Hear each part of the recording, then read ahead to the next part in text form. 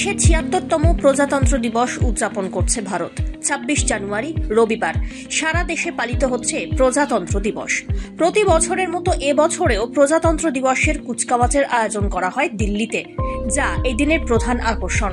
১৯৫০ সালে ভারতীয় সংবিধান কার্যকর হয়েছিল এই দিনেই। তারপর থেকে এই বিশেষ দিনটিকে ভারতের সাধারণতন্ত্র বা প্রজাতন্ত্র দিবস হিসাবে পালন করে আসা হচ্ছে।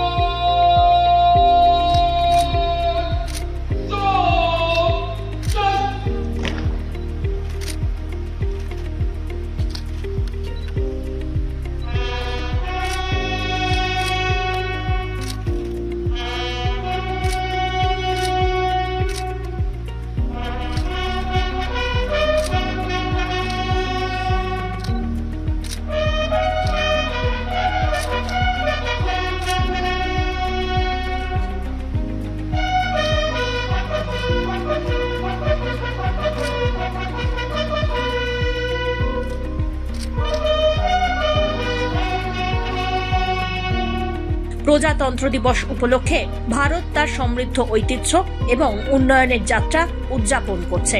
তাই ২০২৫ সালে প্রজাতন্ত্র দিবসের থিম সোনার ভারত। এই থিমটি দেশের ঐতিহ্য, ভারতের অগ্রগতির যাত্রা দর্শায়।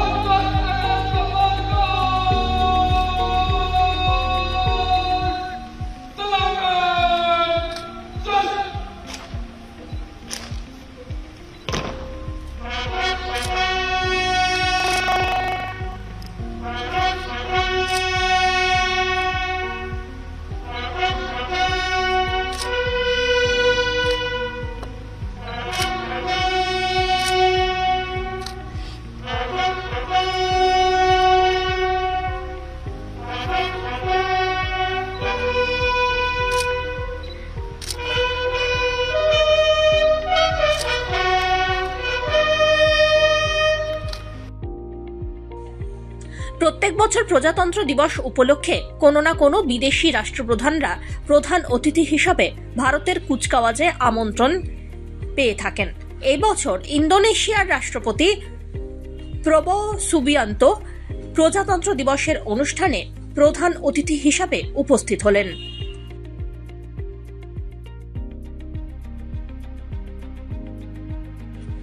তবে তার আগে দিল্লিতে প্রজাতন্ত্র দিবসে ন্যাশনাল ওয়ার মেমোরিয়ালে সেনা শহীদদের শ্রদ্ধা জানালেন প্রধানমন্ত্রী নরেন্দ্র মোদী।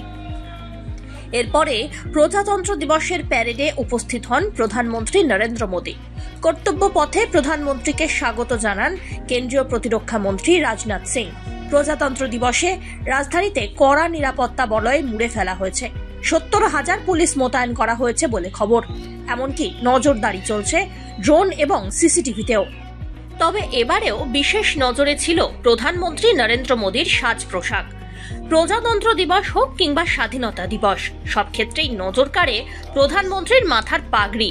এই বছর প্রজাতন্ত্র দিবসে প্রধানমন্ত্রীর মাথায় দেখা গেল লাল হলুদ কম্বিনেশনের রঙের পাগড়ি। গোটা দেশকে প্রজাতন্ত্র দিবসের শুভেচ্ছা জানালেন প্রধানমন্ত্রী নরেন্দ্র মোদী, রাষ্ট্রপতি দ্রৌপদী মুর্মু প্রমুখ। Bureau report, one India Bangla.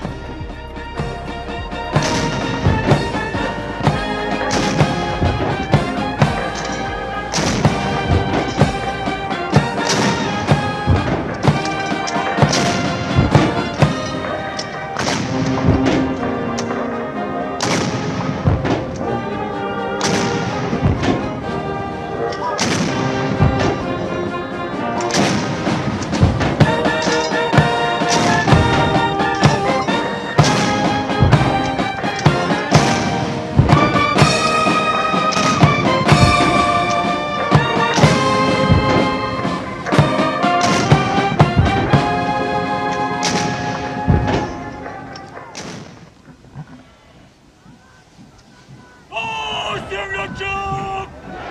Action, Margot! Get up! Get up!